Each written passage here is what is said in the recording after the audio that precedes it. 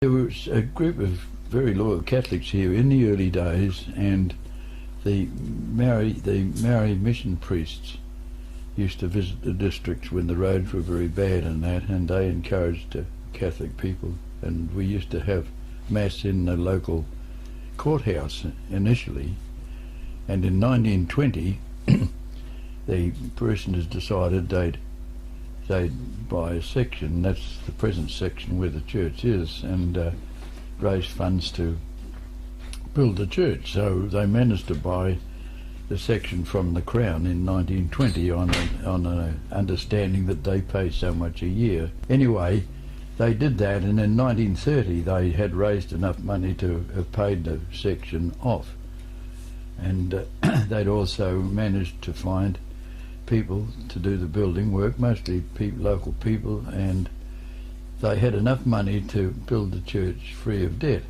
in 1930. Yeah. So it was opened by Bishop Liston in 1930. What sort of community was it back in, say, 1930, do you think? Oh, much larger than now. Okay. That's why it could be done, you know. Even in 1950 when I came here, there was far more people lived here then. Probably the population was 12 or 1300 in 1930, okay. Because there was a lot more employment. Yeah. What sort of employment? Fishing industry, not so much farming. In the earlier times, flax growing, and Kawhia in the early 1900s, of course, was quite an export port, and regular shipping between Auckland and Onehunga and Kawhia, where they exported produce and stuff like that that was grown, kumaras and flax, all sorts of things. Sure. And it was a bit more isolated because of the metal road and so on, and it was a very self-contained place at the time. There was a post office, there was a bank, there were 3 stores. Yeah. And very, I guess, from what you're saying, also quite a high Maori population? Oh, yes. Yeah. It still is. Yes. Still is a lot of Maori people. Yeah. But I don't want to go back into history because of the fractious times when King Country was closed, you know, but much later than that. And a very good relationship, and all the time I've been here, between Maori and Pākehā people, eh?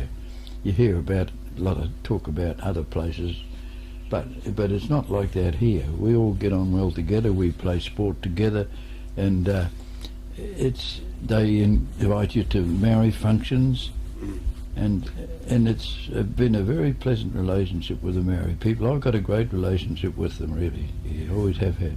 What about the church? Yeah, some Maori people in our church. The Rewi family were involved in the church from the very early days. Okay. They were early supporters of the church.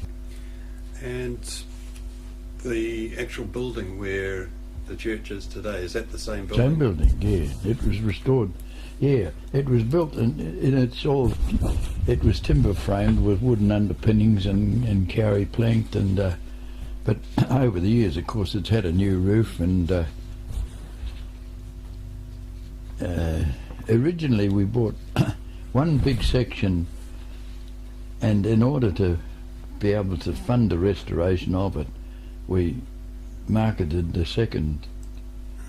We had it subdivided, which took a lot of trouble and a lot of effort, and Sister June did most of that work. We had it subdivided, and after a lot of hassle, finally found a buyer for the section, and we sold the section. That provided with us enough money to carry out the restoration.